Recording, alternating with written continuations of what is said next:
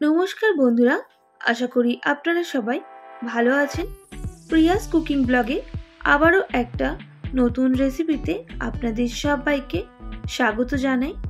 আজকে আমি আপনাদের সঙ্গে ঢ্যাঁড়স বা ভেন্ডির একটি দুর্দান্ত স্বাদের নতুন রেসিপি শেয়ার করব। যারা ভেন্ডি বা ঢ্যাঁড়স খেতে পছন্দ করেন না, তাদের যদি এইভাবে বানিয়ে দেওয়া যায়, ছোট থেকে বড় সবাই কিন্তু আঙুল চেটে খাবে। আশা করি আজকের রেসিপি আপনাদের ভালো লাগবে। তো চলুন বন্ধুরা, আজকের রেসিপিটা বানিয়ে নেওয়া যাক। সম্পূর্ণ নিরামিষ ভেন্ডি বা ঢ্যাঁড়সের রেসিপিটি বানানোর জন্য আমি এখানে 200 গ্রাম ভেন্ডি নিয়ে নিয়েছি। আর ভেন্ডিগুলো এইভাবে কেটে নিতে হবে। তবে ভেন্ডি কাটার আগে আপনারা অবশ্যই ভালো করে ধুয়ে নেবেন, নাহলে ভেন্ডি কাটার পর আর জল দিয়ে ধোয়া যাবে না। একইভাবে সব ভেন্ডিগুলো কেটে নিতে হবে। তো দেখুন বন্ধুরা, আমি কিভাবে ভেন্ডিগুলো কেটে নিয়েছি। এখানে এবার একটা পাত্র নিয়ে নিলাম। এর মধ্যে দিয়ে দেব 2 থেকে 3 টেবিল চামচের মতো বেসন। অবশ্যই আপনারা বেসনটা কমিয়ে বা বাড়িয়ে নিতে পারেন, তবে আমার এখানে 3 টেবিল চামচের মতোই বেসন লাগবে। স্বাদ মতো নুন, সামান্য পরিমাণ হলুদের গুঁড়ো, আর ঝালের জন্য সামান্য লঙ্কার গুঁড়ো আর জিরে গুঁড়ো, আর দিয়ে দিলাম সামান্য পরিমাণ গরম মশলা। এবার ভালো করে সমস্ত উপকরণটা মিক্স করে নিতে হবে।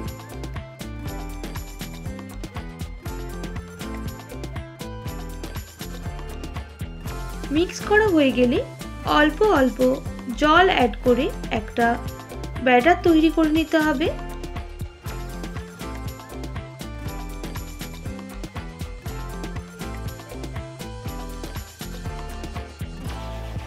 ব্যাটারটা ঠিক এইরকম হয়ে গেলে তবে ভেন্ডিগুলো অ্যাড করে দিতে হবে। আর ভেন্ডির সাথে ব্যাটারটা ভালো করে মিক্স করে নিতে হবে। মিক্স হয়ে গেলে আধ ঘন্টা মতো রেস্টে রেখে দেব। আধ ঘন্টা পর ফিরে এলাম। এবার হাতে সামান্য তেল মেখে নিয়ে এইভাবে পকোড়ার মতো বানিয়ে নিতে হবে। আমি আপনাদের আবারও একটা দেখিয়ে দিচ্ছি। এইভাবে সবগুলো রেডি করে নেব। তো দেখুন বন্ধুরা, একদম রেডি হয়ে গেছে সবগুলো।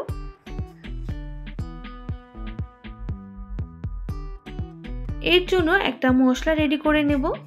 দিয়ে দেব একটা মিক্সিং জারের মধ্যে কয়েক টুকরো আদা, হাফ টেবিল চামচ গোটা জিরে, 2টো কাশ্মীরি লঙ্কা, আর দিয়ে দিচ্ছি সামান্য পরিমাণ গোলমরিচ।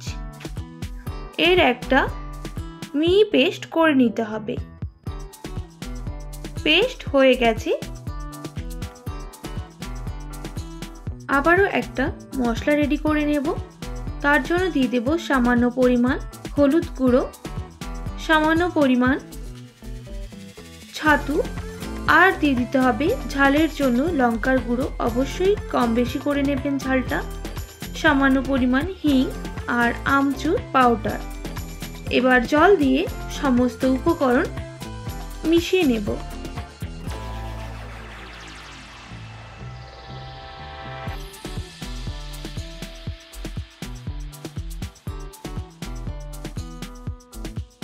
সমস্ত উপকরণগুলো ভালোভাবে মিশিয়ে নেওয়া হয়ে গেছে।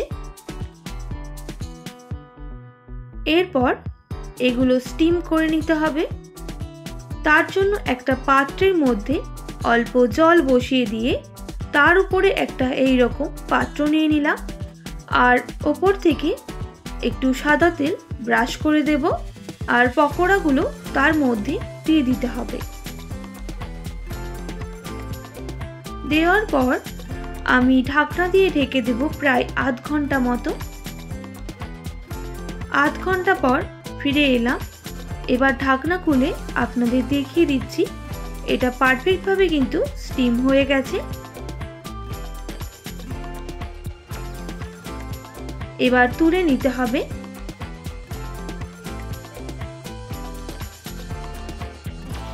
একইভাবে দ্বিতীয় স্টেপেও আমি স্টিম করে নেব।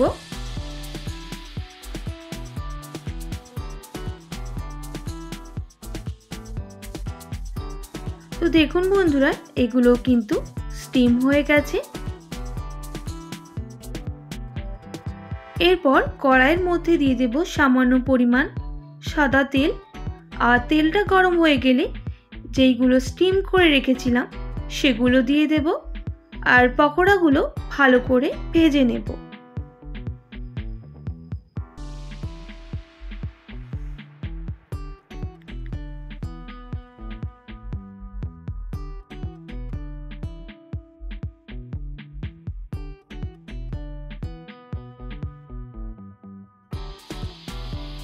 এরপর এগুলো উল্টে পাল্টে ভালো করে ভেজে নিতে হবে। তবে আর গ্যাসের ফ্লেমটা লোতে রাখবো না, হাই করে দিয়েই কিন্তু ভালো করে ভেজে নেব, যেহেতু আমি এগুলো আগে থেকে স্টিম করে নিয়েছিলাম।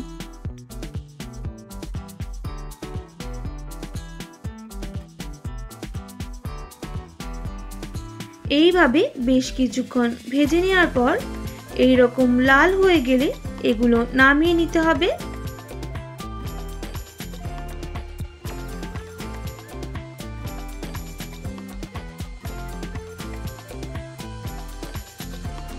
এরপর ওই কড়ার মধ্যে দিয়ে দেব সামান্য পরিমাণ সরষের তেল, আর তেলের মধ্যে দুটো লবঙ্গ আর দুটো দারুচিনি দিয়ে দিলাম। ভালো করে গরম মশলাগুলো ভাজা হয়ে গেলে গোটা জিরে অ্যাড করে দিতে হবে, আর গোটা জিরে ভাজা হয়ে গেলে পেস্ট করে রাখা মশলা আর আগে থেকে রেডি করে রাখা গুঁড়ো মশলা দুটোই একসঙ্গে অ্যাড করে দেব। এবার মশলাটা ভালো করে কষিয়ে নিতে হবে।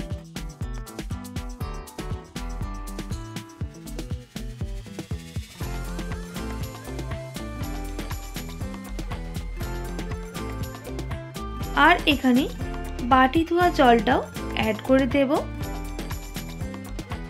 এবার প্রায় 3 থেকে 4 মিনিট সময় নিয়ে মশলাটা কষিয়ে নিতে হবে।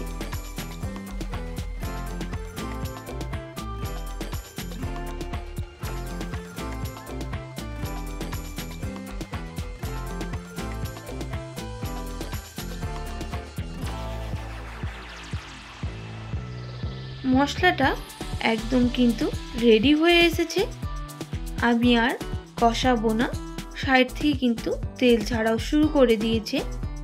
এই স্টেজে আমি এখানে উষ্ণ গরম জল 2 বাটি মতো অ্যাড করে দেব। অবশ্যই জলের পরিমাপটা কমিয়ে বা বাড়িয়ে নিতে পারেন।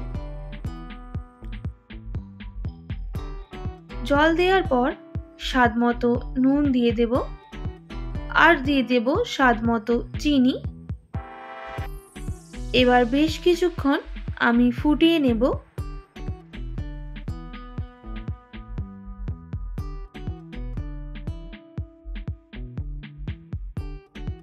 এইভাবে বেশ কিছুক্ষণ ফুটে গেলে ভেজে রাখা পকোড়াগুলো অ্যাড করে দিতে হবে, আর ভালো করে মিক্স করে নিতে হবে।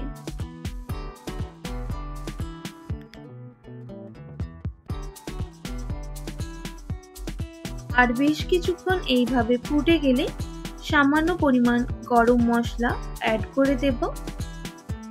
গরম মশলা অ্যাড করার পর আবারও ভালো করে বেশ কিছুক্ষণ মিক্স করে নেব।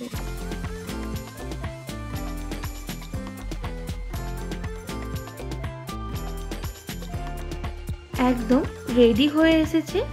এবার গ্যাসের ফ্লেমটা অফ করে দেব। তো দেখুন বন্ধুরা কতটা সুন্দর হয়েছে। আমি এবার আপনাদের সামনে থেকে দেখিয়ে দিচ্ছি। গরম গরম পরিবেশন করব। আপনারা কিন্তু অবশ্যই এইভাবে একবার বাড়িতে ট্রাই করবেন, আর কেমন লাগলো কমেন্ট করে জানাতে একদমই ভুলবেন না। আশা করি আজকের রেসিপি আপনাদের ভালো লেগেছে। ভালো লেগে থাকলে অবশ্যই একটি like, comment, share and subscribe করে আমার পাশে থাকার অনুরোধ রইল। আর পাশে থাকা বেল আইকনটাও প্রেস করে দেবেন, তাহলে নিত্য নতুন রান্নার ভিডিওগুলো আপনাদের কাছে পৌঁছে যাবে। আজকের মতো এতটাই। আবারও নতুন কোনো রেসিপির সঙ্গে দেখা হচ্ছে। আপনারা ভালো থাকবেন, সুস্থ থাকবেন। আর এতক্ষণ আমার সঙ্গে আমার ভিডিওটি দেখার জন্য অনেক অনেক ধন্যবাদ আপনাদের সবাইকে।